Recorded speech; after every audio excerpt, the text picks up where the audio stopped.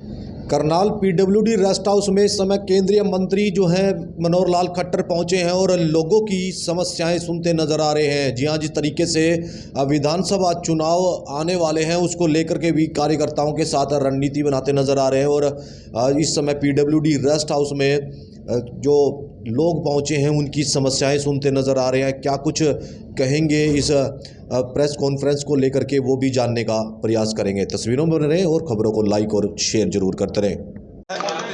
स्वाभाविक रूप से है कि वहाँ जाने के बाद जो नया दायित्व मिला है, ज़्यादा समय उसमें लग रहा है। आज करनाल लोकसभा क्षेत्र में मेरा जो प्रवास है उस नाते से मैं आया हूँ। कार्यकर्ताओं के साथ बैठ करके कुछ बातचीत, हालचाल, गपशप, उनका धन्यवाद करना, वो सब किया है। विशेष तौर पर विधानसभा का यहाँ चुनाव आ रहा है, उसकी तैयारी के लिए भी सब बातें हो रही हैं। तो उस तैयारी के नाते से कार्यकर्ता जो हैं बड़े उत्साही हैं और अगले चुनाव में निश्चित रूप से कांग्रेस का झूठ नहीं चलेगा, कांग्रेस की अफवाहें नहीं चलेंगी। कांग्रेस जिस प्रकार के हथकंडे इस लोकसभा चुनाव में अपनाए हैं उनको दरकिनार करके और भारतीय जनता पार्टी का एक एक कार्यकर्ता और अगले चुनाव को जीतकर तीसरी बार भारतीय जनता पार्टी की सरकार बनाने के लिए। राहुल गांधी तमिलनाडु जाते नहीं हैं और हाथरस चले जाते हैं और हिंसक बताते हैं हिंदुओं। देखिए, जिस प्रकार की घिनौनी हरकतें मैंने स्वयं अपने कान से इस बार लोकसभा में सुनी, वास्तव में ही मुझे बड़ा हैरानी हो रही है कि ऐसे शब्द उनके मुंह में आ जाते हैं। समाज को गालियां देना, उनको इस प्रकार से, यानी ये कहना कि हिंसावादी, पूरा हिंदू समाज हिंसावादी है, यानी कैसा उनका सोच बना है। ज़रूर देश की जनता उनको जो है करारा सबक सिखाएगी, ऐसा। अमित शाह जी ने नायब सिंह सैनी, इस बात का कई और बीजेपी के नेता भी सीएम पद के दावेदार थे। अभी तो जो अमित शाह जी ने घोषित किया है मुझे उतनी ही जानकारी है और मैं उसका स्वागत करता हूँ। एक बात और सामने रेट पर है, उसको लेकर सुरजेवाला कह रहे हैं कि बीजेपी ने फायदा पहुंचाने के लिए, जियो को, अबानी को फायदा पहुंचाने के लिए ये किया गया है। किस बात का? जो 3 कंपनियों ने रेट बढ़ाए हैं, 30% रेट बढ़ाए हैं, जो टेलीकॉम कंपनियों ने। देखिए, ये कंपनियां अपना काम करती हैं, उनको अपना बिजनेस करना है, किस तरीके से उनको करना है, किस तरीके से नहीं करना है, उनका एक सिस्टम है। आखिर किसने रेट घटाना है, किस रेट बढ़ाना है, ये सब कंपनियों का अपना काम है, हमारा उसमें कोई रोक नहीं। अहिरवाल में थोड़ी बहुत नाराजगी है क्योंकि राव इंद्रजीत को पूरा कैबिनेट का मंत्रालय नहीं मिला। ये विषय मिला नहीं है, ये प्रधानमंत्री जी का विवेक होता है, उनका अपना प्रेरोगेटिव होता है, किसको क्या देते हैं।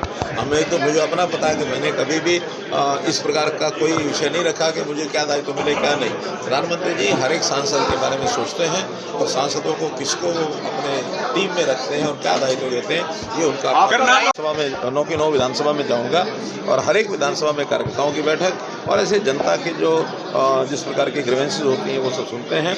उसमें अभी क्योंकि केंद्र सरकार के भी कुछ विषय होते हैं, कहीं ट्रांसफर के विषय होते हैं, इससे ज़्यादा नहीं होते, बाकी प्रदेश सरकार के विषय होते हैं, व्यक्तिगत उनकी डिमांड होती है, किसी का प्लॉट का है, किसी का पेंशन का है। हमने सब बातें, हालांकि यहाँ के मुख्यमंत्री जी ने अब और नई घोषणाएं भी की हैं, उस अनुरूप सबके जो सहयोग होंगे, किसी का कोई काम बाकी बचेगा नहीं। फिर भी जो काम देखे जाते हैं उसको मैं चंडीगढ़ हर विभाग का। क्राइम बढ़ रहा है सर, उस पर क्राइम बढ़ रहा है सर। क्राइम की बहुत चिंताजनक बात तो हमारे सामने आती है। जब भी कोई क्राइम होता है तो उस समय हमारी एजेंसीज हैं, चाहे पुलिस है, चाहे CID है, चाहे STF है, चाहे बाकी लोग हैं, वो उसके ऊपर काम में लगे हैं।